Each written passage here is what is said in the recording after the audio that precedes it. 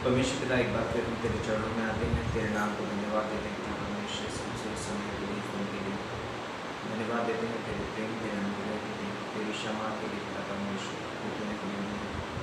धन्यवाद करते हैं पिता परमेश्वर, तेरे नाम को ऊंचा उठाते हैं, तेरी महिमा, तेरी स्तुति करते हैं पिता परमेश्वर। इस खूबसूरत समय में तो हमारी अगुवाई करना, तेरी आराधना स्तुति करने के लिए, तेरे नाम को ऊंचा उठाने के लिए पिता परमेश्वर धन्यवाद देते हैं। सारा आदर महिमा तुझे देते हैं। प्रार्थना हमारे उद्धारकर्ता प्रभु यीशु मसीह के नाम से आमीन। उसने दाखरसों दे ढूंढेला, मेरी आत्मा को चंगा किया। उसने दाखरसों दे ढूंढेला, मेरी आत्मा को चंगा किया। यरीहो के किनारे हुआ पड़ा, यरीहो के किनारे हुआ पड़ा, मेरा दाखरसों दे ढूंढेला। मैं उसने पा लिया, मैं उसने पा लिया, मैंने उससे पा लिया, मैंने यीशु को पा लिया। मेरा दाखरसों दे ढूंढेला, मेरी आत्मा को चंगा किया। उसने दाखरसों दे ढूंढेला, मेरी आत्मा को चंगा किया। यरीहो के किनारे हुआ पड़ा, यरीहो के किनारे हुआ पड़ा, उसने दाखरसों दे ढूंढेला। यीशु यीशु यीशु मैंने उससे पा लिया, यीशु यीशु यीशु मैंने उससे पा लिया, यीशु यीशु यीशु मैंने उससे पा लिया, मैंने यीशु को पा लिया।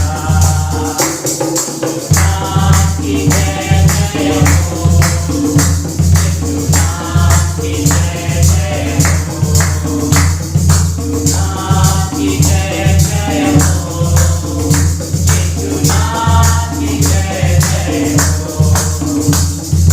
मार मारने से मैं चंगा हुआ, यीशु नाम की जय जय हो। मार मारने से मैं चंगा हुआ, यीशु नाम की जय जय हो, नाम की जय जय हो, यीशु नाम की जय जय हो।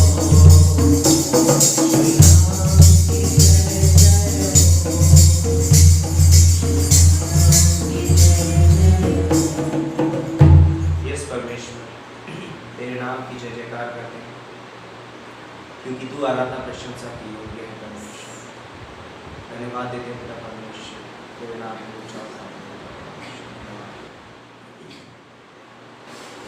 जय देने वाले प्रभु यीशु को कोटि कोटि धन्यवाद।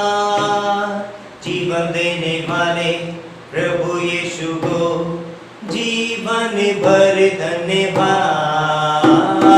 जय देने वाले प्रभु यीशु को कोटि कोटि धन्यवाद।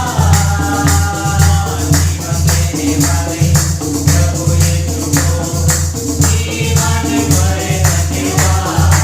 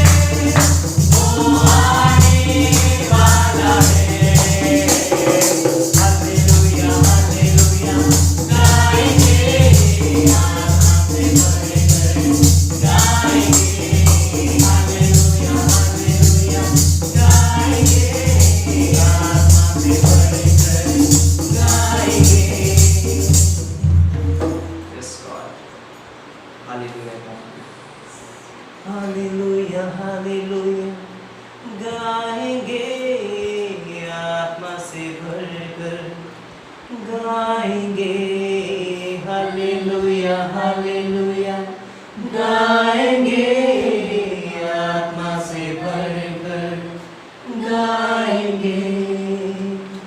परमेश्वर पिता तो कहता है कि तू ऐसे आराधकों को ढूंढता है जो तेरी आराधना आत्मा और सच्चाई से करेगा।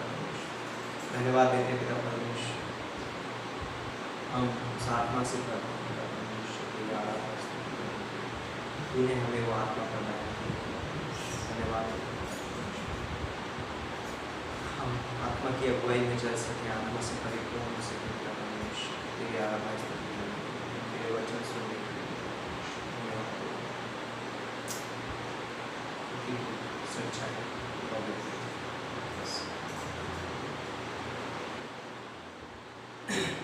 तू पवित्र पवित्र है, तू पवित्र पवित्र है, तू पवित्र पवित्र है, तू पवित्र पवित्र है। सच्चा है प्रभु, तू झूठा नहीं है, तू पवित्र पवित्र है, तू करुणा निधान है प्रभु, तू अत्यंत महान है प्रभु,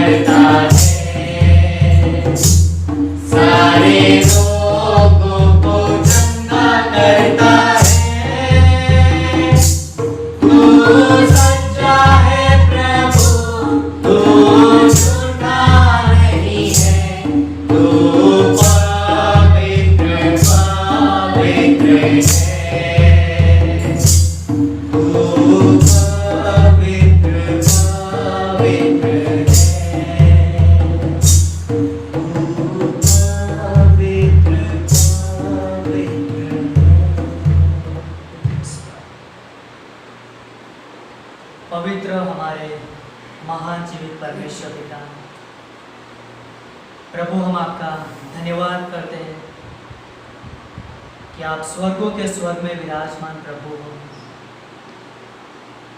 स्वर्ग आपका सिंहासन है प्रभु, और पृथ्वी आपके चरणों की चौकी है पिता।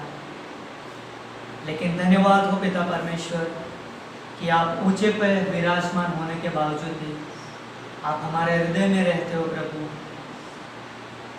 हम आपके पवित्र नाम को धन्य कहते हैं प्रभु। धन्यवाद हो पिता परमेश्वर कि आप सच्चे हो, जीवित हो प्रभु। आप सर्व सामर्थ्य हो प्रभु, सर्वज्ञानी परमेश्वर हो। आप चंगाई देने वाले परमेश्वर हो, आप आशीष देने वाले परमेश्वर हो। हम धन्यवाद देते हैं आपकी विश्वास योग्यता के लिए। इस भवन में पिता परमेश्वर आपकी नजरें हमेशा लगी रहती है पिता। आपके कान हमेशा हमारी दोहाई की ओर खुले रहते हैं प्रभु। धन्यवाद हो आपकी उपस्थिति के लिए। आप हमारे बीच में हो प्रभु। होने देना पिता परमेश्वर, हमारे जीवन से प्रभु आपको महिमा मिले। होने देना पिता परमेश्वर, इस कलीसिया के प्रत्येक व्यक्ति को आप आशीषित करना, और होने देना पिता परमेश्वर आने वाले संदेश को भी हम आपके हाथों में सौंपते हैं। आपकी आत्मा के द्वारा हमारी अगुवाई करना, हमसे बातें करना प्रभु। आपके दास को भी हम आपके हाथों में सौंपते हैं। उनके जरिए आप हमसे बातें करें। धन्यवाद देते पिता परमेश्वर। आगे का हर एक समय आपके हाथों में सौंपते हैं। सारा आदर सारी महिमा आपको देते हैं। ये प्रार्थना यीशु मसीह के नाम से मांगते हैं। ओके, आइए हम प्रार्थना करते हैं।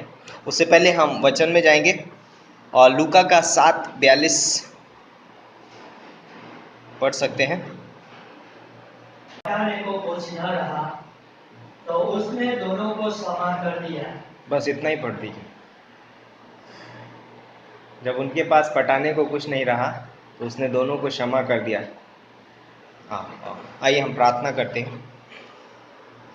परमेश्वर पिता, हम धन्यवाद देते हैं इस खूबसूरत समय के लिए, इस दिन के लिए।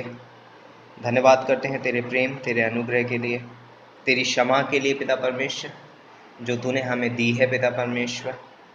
धन्यवाद देते हैं पिता परमेश्वर, तू महान है, तू सर्वशक्तिमान है, तू अनुग्रहकारी है। प्रभु यीशु मसीह, हम तेरे सम्मुख आते हैं आज की इस शाम में। तू हमसे बातें करना, अपने वचन के द्वारा तू हमें अगुवाई करना। मेरे होठों को छू से पवित्र कर, से मेरे नहीं पिता परमेश्वर, परंतु तेरे वचन एक है। अपने वचन के द्वारा तू अपने लोगों से बातें करना, पवित्र आत्मा के द्वारा अगुवाई करो। प्रभु यीशु मसीह के नाम से मांगते हैं, आमीन। तो आज हम जिस विषय पे बात करने वाले हैं, परमेश्वर की क्षमा सबकी ज़रूरत है। परमेश्वर की क्षमा प्रत्येक व्यक्ति की क्या है? ज़रूरत है। तो बोलते यहाँ पर हमको बहुत खूबसूरत पाठ मिलता है कि जब उनके पास पटाने को कुछ नहीं रहा तो उसने उन दोनों को क्षमा कर दिया। तो यहाँ पर हम जानते हैं कि यीशु मसीह एक खूबसूरत कहानी बताता है ना। और जब वो स्त्री उसके पैरों पे इत्र डालती है, उसको क्षमा मिल जाती है, तो परमेश्वर की क्षमा को ग्रहण करके बोलते हैं कि वो बहुत आनंदित होती है, परमेश्वर के चरणों में बैठती है। और वहाँ पर प्रभु यीशु मसीह एक दृष्टांत कहते हैं कि दो देनदार थे, एक का कम देना था और एक का ज़्यादा देना था। तो जिसका ज़्यादा देना था और फिर उसके पास जब उनको क्षमा किया जाता है तो बोलते हैं कि वो ज़्यादा कौन उससे प्रेम रखेगा, जिसका ज़्यादा क्षमा किया गया, जिसका माफ़ किया गया। तो बोलते हैं कि यहाँ पर मुझे एक चीज़ अच्छी लगी, जब उनके पास पटाने को कुछ नहीं रहा तब बोलता है कि उसने उनको क्या कर दिया? क्षमा कर दिया। ओके तो यहाँ पर एक खूबसूरत चीज़ हमको देखने को मिलती है। एक खूबसूरत चीज़ हमको देखने को मिलती है जो परमेश्वर की क्षमा के विषय में है कि हम क्षमा कब किए जाते हैं? यदि हम कुछ दें तब हम क्षमा किए जाते हैं।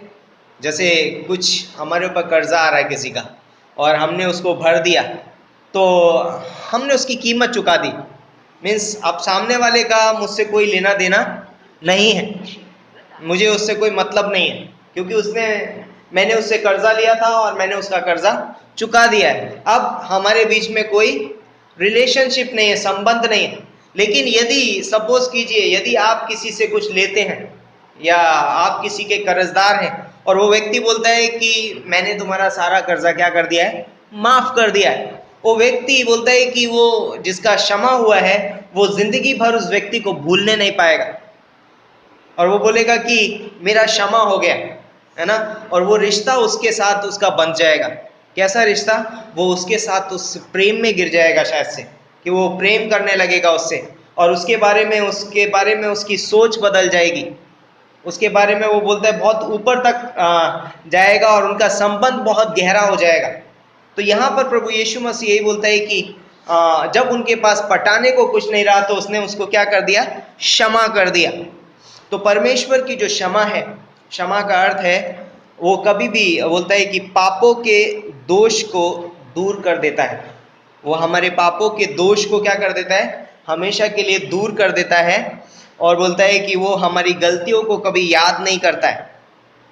परमेश्वर की क्षमा कभी भी हमारी गलतियों को याद नहीं करती है। और बोलते हैं परमेश्वर की क्षमा बोलता है कि हमने परमेश्वर के खिलाफ जो भी क्रिया किया हो, जो भी कार्य किया हो, चाहे उसकी आज्ञा का उल्लंघन किया हो, परंतु जब हम उससे क्षमा मांगते हैं तो परमेश्वर की क्षमा क्या करती है? हमको हमेशा के लिए क्षमा करती है, याद नहीं रखती। तो आज हम 3 पॉइंट देखेंगे कि परमेश्वर ने एक पापी को किस रीति से क्षमा किया है। परमेश्वर जब एक पापी को क्षमा करता है तो वो किस तरीके से क्षमा करता है। तो उससे पहले हम देखेंगे कि मनुष्य की क्षमा और परमेश्वर की क्षमा में कितना अंतर है। परमेश्वर की जो क्षमा है और मनुष्य की जो क्षमा है उसमें जमीन और आसमान का फर्क है।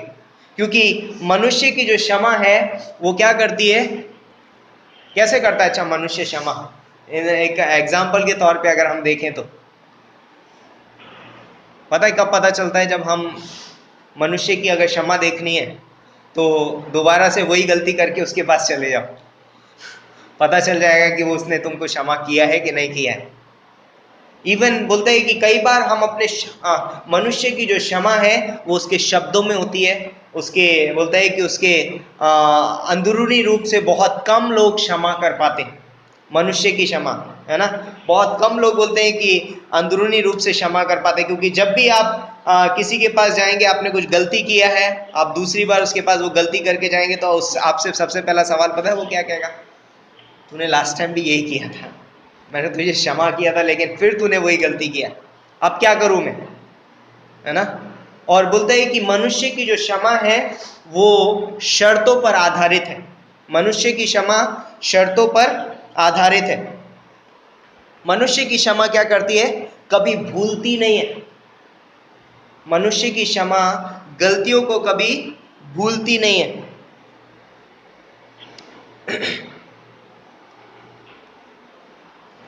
बोलता है कि मनुष्य की क्षमा सामने वाले व्यक्ति को कभी भी दोबारा से वो स्थान प्राप्त नहीं करती है जहां पर वो पहले था। मनुष्य की क्षमा कभी भी मनुष्य को वो स्थान प्राप्त नहीं करने देती जहां पर वो पहले था।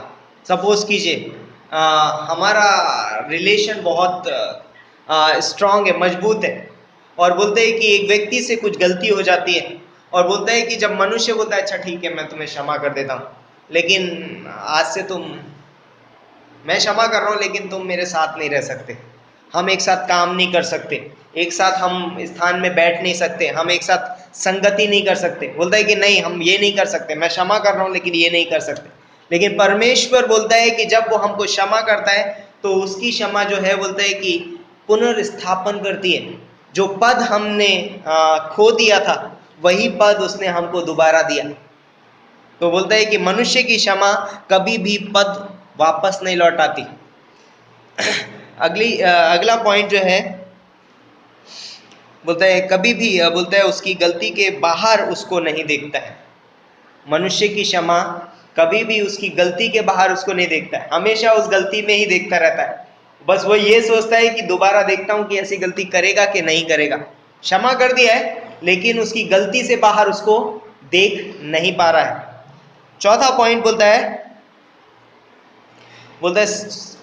क्षमा करते समय वो बलिदान नहीं देता है। एक मनुष्य की क्षमा करते समय बलिदान नहीं देती है ना।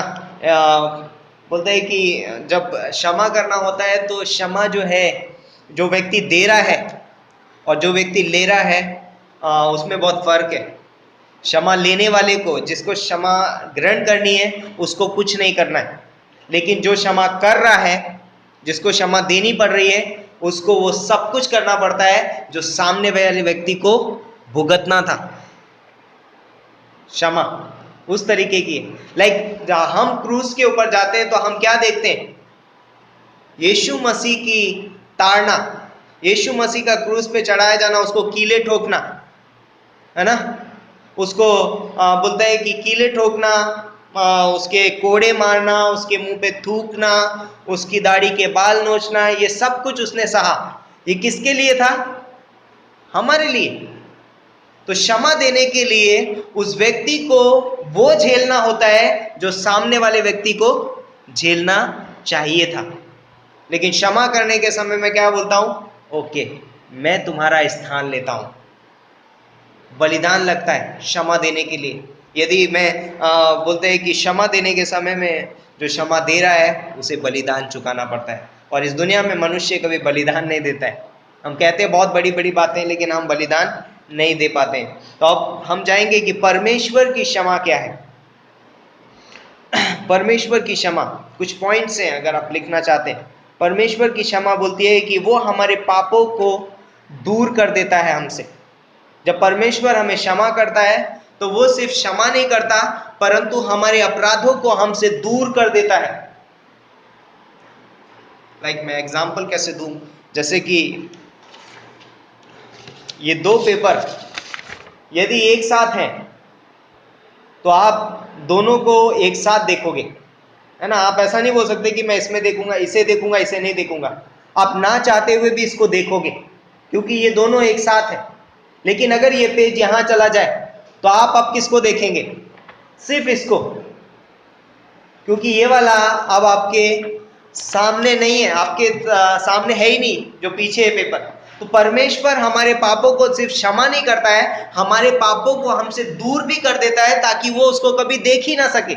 वो अब सिर्फ हमें देखता है और वो हमको किस में देखता है? प्रभु यीशु मसीह में। क्योंकि प्रभु यीशु मसीह ने हमको क्षमा किया है। उस क्रूज पे यीशु मसीह ने क्या कहा? हे पिता इन्हें क्षमा कर क्योंकि ये नहीं जानते कि ये क्या करते हैं। तो प्रभु यीशु मसीह मनुष्य को किस तरीके से क्षमा करता है? क्षमा कर देता है और उनके पाप उनसे अलग हटा देता है ताकि वो उन पापों में उनको कभी भी देख ना सके। तो वो हमसे दूर कर देता। भजन संहिता 103 का 7 है। ओके, तो अगला पॉइंट जिसको हम देख सकते हैं, दूसरा पॉइंट, हमारे अपराधों को कभी भी याद नहीं करता है। परमेश्वर जो है दूर तो करता ही है, लेकिन कई बार जैसे चीजें हो जाती है ना, हम बैठ जाते हैं, हम वो सोचते हैं कि अच्छा उसने क्या किया था, हाँ उस समय क्या किया था। हम बहुत सारे विचार अपने मन में विचारते हैं। तो परमेश्वर कभी हमारे पापों के विषय में सोचता ही नहीं है, कभी याद ही नहीं करता उनके विषय में, उसका थॉट वो है ही नहीं। परमेश्वर बोलता है कि तुम्हारे विचार और मेरे विचार, तुम्हारी गति और मेरी गति में जमीन और आसमान का फर्क है। इब्रानियों का 10:17 पढ़ेंगे, इब्रानियों का 10:17, जिसे भी मिलता है फटाक से पढ़ सकते हैं।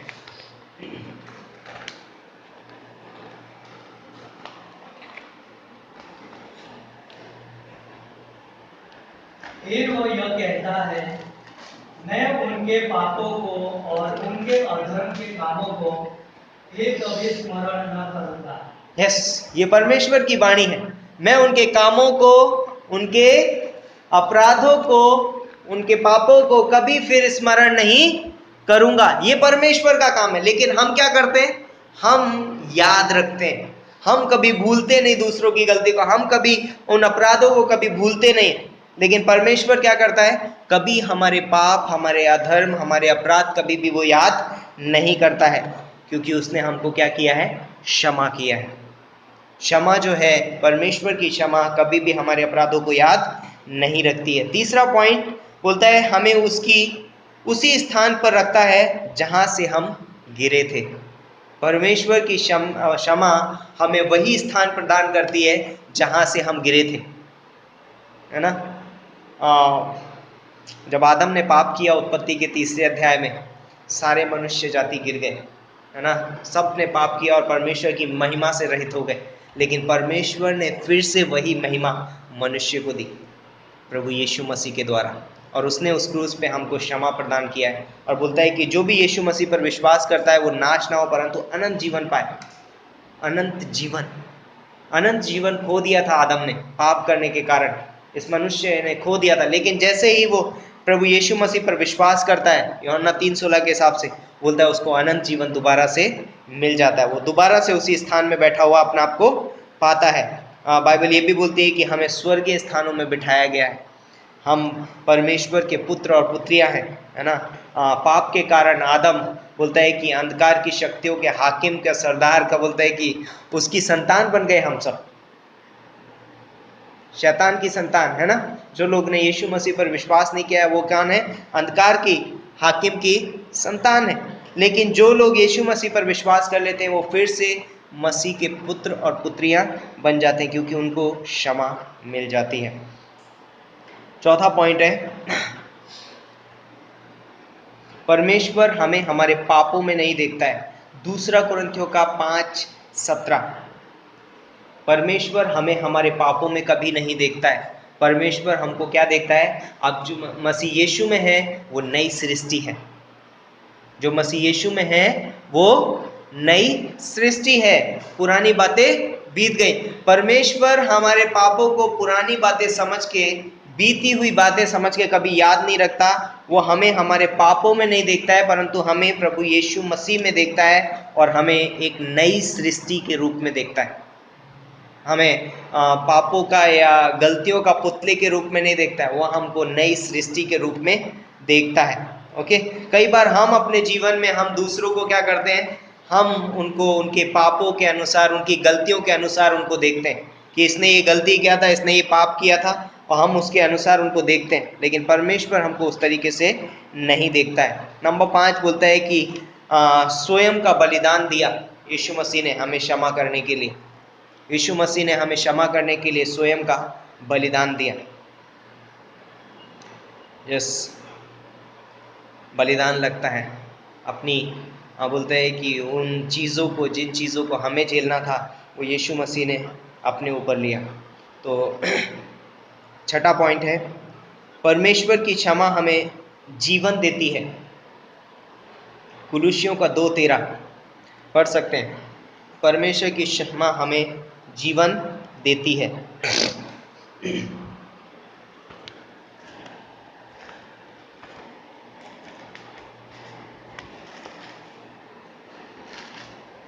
कुलुसियों का 2:13।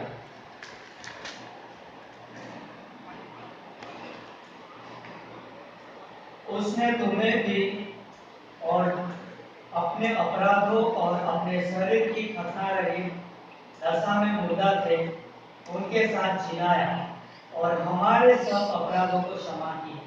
यस, ये बोलते हैं और उसने तुम्हें भी जो अपने अपराधों और अपने शरीर की खतना रहित दशा में मुर्दा थे उसके साथ जिलाया और सब अपराधों को क्षमा किया। तो परमेश्वर की क्षमा क्या करती है? हमको पुनर्जीवित करती है। जब आदम ने पाप किया तो वो क्या हो गया था? मर गया था, है ना? आत्मिक रूप से मर गया था। हम मरे हुए थे, हम अपराधों में मरे हुए थे, हम पाप के कारण मरे हुए थे। लेकिन परमेश्वर की क्षमा ने हमको क्या किया? जीवित कर दिया। यदि हमको क्षमा नहीं मिलती तो हम कहाँ जा रहे थे? मृत्यु से मृत्यु की ओर। लेकिन जब हम क्षमा प्राप्त करते हैं प्रभु यीशु मसीह की, हम मृत्यु से अमरता की ओर जाते हैं, है ना? मृत्यु मां अमृत गमे। यीशु मसीह ने कहा पुनरुत्थान और जीवन मैं हूं, और हम मृत्यु से अमरता की ओर चले जाते हैं जब परमेश्वर की क्षमा को हम ग्रहण करते हैं। ओके, 7वां पॉइंट है, परमेश्वर की क्षमा हमें दंड से बचाती है। परमेश्वर की क्षमा हमें दंड से बचाती है। यूहन्ना का 8:11, यूहन्ना 8:11, परमेश्वर की क्षमा हमें दंड से बचाती है।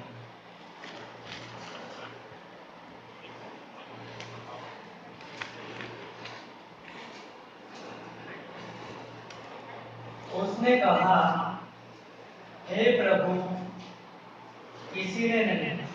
यीशु ने कहा, मैं भी तुम पर दंड की आज्ञा नहीं देता, जाओ और फिर पाप न कर। परमेश्वर बोलता है कि मैं भी तुम्हें दंड की आज्ञा नहीं देता। तो बोलती है कि जाओ और फिर कभी पाप नहीं करना। तो परमेश्वर की जो क्षमा है वो दंड नहीं देती है, दंड की आज्ञा नहीं देती, परंतु दंड से क्या करती है? बचाती है। यदि एक व्यक्ति हम जानते हैं अपने पापों में मर गया तो उसका दंड क्या है? नरक की आग। लेकिन जब हम प्रभु यीशु मसीह को, क्षमा को अपने जीवन में ग्रहण कर लेते हैं तो वो हमें क्या देता है? छुटकारा, दंड से बचा लेता है, अनंत काल का जीवन देता है। तो परमेश्वर ने हमें किस तरीके से क्षमा किया है? 3 तरीके से उसने हमको क्षमा किया है।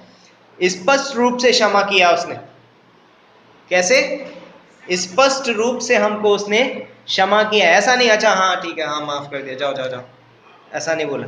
स्पष्ट रूप से उसने हमको क्षमा किया है। और उसके लिए आप पंक्तियां लिख सकते हैं। लूका का 7:42, इफिसियों का 1:7 और मती का 9:2-5। मत्ती का 9:2 से 5। मैं चाहता हूँ मत्ती का 9:2 से 5 एक बार पढ़ सकते हैं। मत्ती का 9:2 से 5।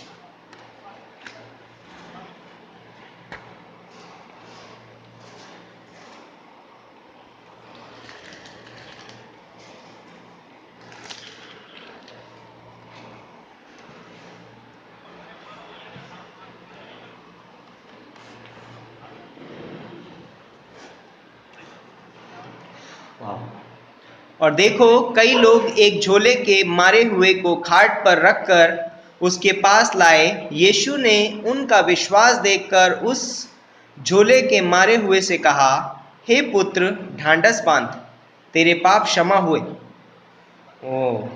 और फिर उसके बाद बोलता है, और देखो कई शास्त्रियों ने सोचा कि ये तो परमेश्वर की निंदा करता है। यीशु ने उनके मन की बातें मालूम करके कहा कि तुम लोग अपने अपने मन में बुरा विचार क्यों कर रहे हो? सहज क्या है, ये कहना कि तेरे पाप क्षमा हुए, या ये कहना कि उठ और चल फिर? क्या चीज सहज है? किसी को चंगाई देने के लिए बलिदान की जरूरत नहीं है। आराम से चमत्कार करने के लिए कुछ करना की जरूरत नहीं है। चमत्कार करना है ना, परमेश्वर ने बहुत सारे चमत्कार किए। यीशु मसीह ने अंधों को आंखें दी, कोढ़ियों को शुद्ध किया। लेकिन बोलता है जब पाप क्षमा करने की बारी आती है तो क्षमा ऐसे ही नहीं है, साधारण नहीं है क्षमा। जब मैंने बोला कि क्षमा करना है तो क्षमा इतनी आसान नहीं है। क्षमा देने के लिए मुझे क्या करना पड़ेगा? अपना बलिदान देना पड़ेगा, क्योंकि परमेश्वर न्यायी है और न्याय चुकाना जरूरी है। लेकिन वो न्याय जो मनुष्य के ऊपर आने वाला था, उस न्याय को बोलता है कि मैं मेरे ऊपर लूंगा। तो क्या सहज है? ये कहना कि तेरे पाप क्षमा हुए, ये कहना कि उठ अपनी खाट उठा और चल फिर? बलिदान देना पड़ता है क्षमा में, आसान नहीं है। क्षमा करने के लिए क्या है? बलिदान लगता है। ओके तो दूसरा जो पॉइंट है, बोलता है कि मुफ्त में परमेश्वर ने हमको क्षमा दी है। इफिसियों का 4:32 पढ़ सकते हैं। परमेश्वर ने हमको मुफ्त में क्षमा दी है, हमें कुछ करने की जरूरत नहीं पड़ी, है ना, कि कुछ हमने किया है। इफिसियों का 4:32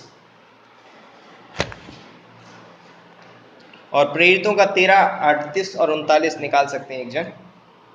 प्रेरितों का 13:38 और 39 और एक जन इफिसियों का 4। और एक दूसरे पर कृपालु और करुणा में हो, और जैसे परमेश्वर ने मसीह में तुम्हारे अपराध क्षमा किए, वैसे ही तुम भी एक दूसरे के अपराध क्षमा करो। क्या किए परमेश्वर ने? करुणा में और दयालु हो। करुणा में और दयालु होने के कारण परमेश्वर ने क्या किया है? हमारे अपराधों को क्षमा किया है, फ्रीली, मुफ्त में। उसने कुछ लिया नहीं है।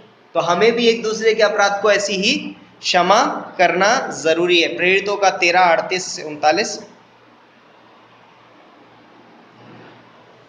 इसलिए हे भाइयों, तुम जानते हो कि इसी के द्वारा पापों की क्षमा का सुसमाचार तुम्हें दिया जाता है, और जिन बातों में तुम मूसा की व्यवस्था के द्वारा निर्दोष नहीं ठहर सकते थे, उन्हीं सब में हर एक विश्वास करने वाला उसके द्वारा निर्दोष ठहरता है।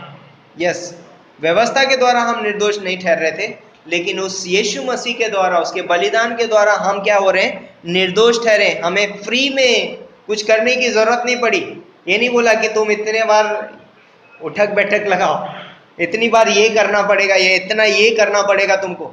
नहीं, बोलता है कि जस्ट विश्वास। और बोलता है कि विश्वास से जब हम उसकी क्षमा को ग्रहण करते हैं, हम उसकी क्षमा को प्राप्त करते हैं। मुफ्त में उसने हमको क्षमा दी है। तीसरा पॉइंट है, बोलते हैं पूर्ण रूप से क्षमा किया है, आधा अधूरा नहीं। ठीक है, मैं इतना कर देता हूं, लेकिन इतना तुझे भरना पड़ेगा, है ना। 10% नहीं, 5% नहीं, 90% नहीं, 99% नहीं, 99.9% नहीं, है ना? 99 बोल के भी उतना भी नहीं, उसने एक पॉइंट भी नहीं छोड़ा। 100% परमेश्वर ने हमको क्षमा किया, 100%, 100%। उसने ये नहीं कहा कि मैं इतना क्षमा करता हूं लेकिन इतना तुझे करना पड़ेगा। परमेश्वर हमें पूर्ण रूप से क्या करता है? क्षमा करता है। कुलुसियों का 2:13 लिख सकते हैं, और इब्रानियों का 10:17 और यूहन्ना का 8:11। परमेश्वर हमको पूर्ण रूप से क्षमा करता है। तो ये जो बोलता है कि इफिसियों का 4:32 के हिसाब से बोलता है कि और एक दूसरे पर कृपा और करुणामय हो, और जैसे परमेश्वर ने मसीह में तुम्हारे अपराध क्षमा किए हैं, वैसे ही तुम भी एक दूसरे के अपराध क्षमा करो। किसमें? मसीह में तुम्हारे अपराध क्षमा किए। तो जब हम बोलते हैं कि यीशु मसीह पर विश्वास करते हैं, हम किस में आ जाते हैं? मसीह में होते हैं। मसीह हमारे अंदर है, तो हमें एक दूसरे को भी उसी तरीके से मसीह में एक दूसरे को क्या करना है? क्षमा करना है। किस तरीके से क्षमा करना है? बाइबल में लिखा हुआ है, स्पष्ट रूप से क्षमा करें। क्लियर? मैं इस बात के लिए आपको क्षमा करता हूं। स्पष्ट रूप से क्षमा करें, मुफ्त में क्षमा करें, कोई शर्त नहीं कि तुम ऐसा करोगे तो, या ऐसा या वैसा, या ये वो, उस तरीके से नहीं, पूर्ण रूप से, है ना? स्पष्ट बोलते हैं मुफ्त रूप से क्षमा करना है, कोई शर्त नहीं। तीसरा पॉइंट है पूर्ण रूप से क्षमा करना। पूर्ण रूप से क्षमा करना, भूल जाना उस दर्द को जो तुम्हें सामने वाले की वजह से हुआ है।